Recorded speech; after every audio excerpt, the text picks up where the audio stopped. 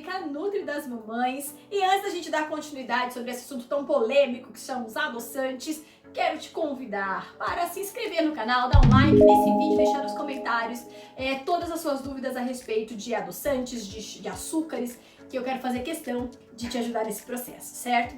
Então a gente vem nessa grande pergunta, né? É muito comum as minhas pacientes questionarem, na rede social questionarem sobre eu preciso dessa coisa do doce. E aí a gente volta alguns raciocínios lá atrás a respeito da necessidade do doce. Eu sou uma nutricionista bastante caxias, meus pacientes sabem disso. Eu acabo sempre trazendo muito da origem do processo, do que a gente tem que fazer para garantir então que você vai realmente permanecer saudável durante toda a sua vida. E aí, quando a gente fala sobre isso, eu me pergunto por que a gente precisa adoçar as coisas? Por que a gente precisa adoçar as coisas? Eu não entendo. As nossas papilas gustativas, que esses pelinhos que ficam na nossa língua, elas têm uma capacidade muito grande, uma habilidade sensorial muito potente para sentir o sabor das coisas.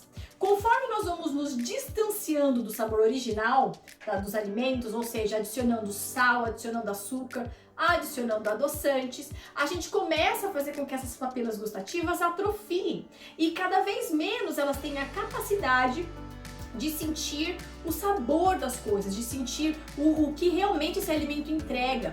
E isso vai fazendo com que alimentos que não são adoçados ou não têm sal, são muito sem graça. E aí a paciente, ou a pessoa, ou você, no caso, fica naquela expectativa assim, olha, mas eu queria tanto, será que eu não posso?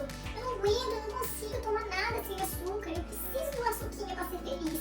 E aí a gente começa então a pensar, né, na minha orientação, se você fosse minha paciente, eu ia te orientar, vamos reaprender, vamos oportunizar essas papilas gustativas da sua boca a voltar a sentir o sabor dos alimentos, né? Isso vai te trazer uma liberdade muito grande e com o passar dos dias você vai descobrir que os alimentos têm um sabor maravilhoso, só que antes você estava muito viciado e dependente do sabor extremamente doce ou do extremamente salgado, certo? Um outro fator importante é os fungos, gente, que compõem, às vezes, que estão presentes no nosso corpo, né? Uma quantidade pequena, eles fazem parte desse microbioma. O problema é quando eles estão em uma quantidade maior, como é o caso da cândida, né? Eles liberam uma neurotoxina que ativa o nosso cérebro a vontade de comer doce. E aí o paciente fica desesperado. É como se fosse, literalmente, uma síndrome de abstinência.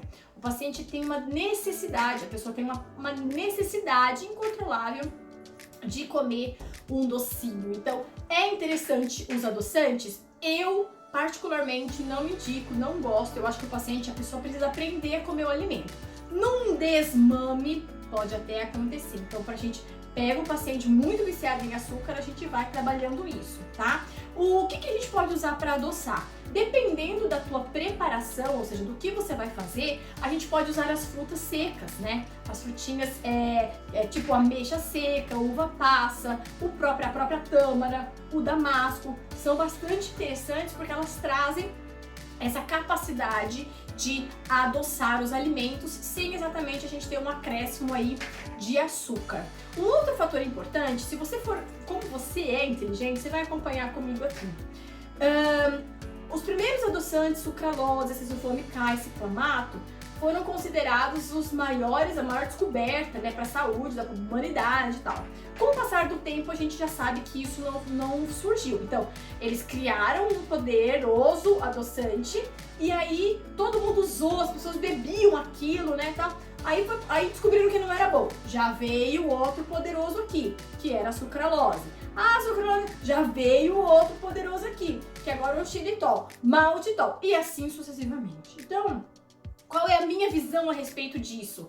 A indústria, de uma maneira geral, precisa entregar o poder de adoçar as coisas. E ela vai estar sempre criando novas estratégias, gente. Quer a gente queira ou não. O que nós podemos fazer? Dizer não, potencializar a nossa função de sentir o sabor dos alimentos, nos distanciarmos dos alimentos industrializados, migrarmos para uma alimentação mais natural, porque isso, inclusive, vai favorecer o período de pré-concepção, onde a gente precisa melhorar o microbiota, então melhorar esse microbioma que o açúcar em excesso vai prejudicar. Então, o uso de adoçantes não ajuda a gente a perder peso como a gente imaginava, muito mais vai ajudar você a perder peso. Se quer entrar em uma gestação, o fato de você se controlar em relação ao tipo e à qualidade dos alimentos que você consome. Então, é uma muleta usar o adoçante.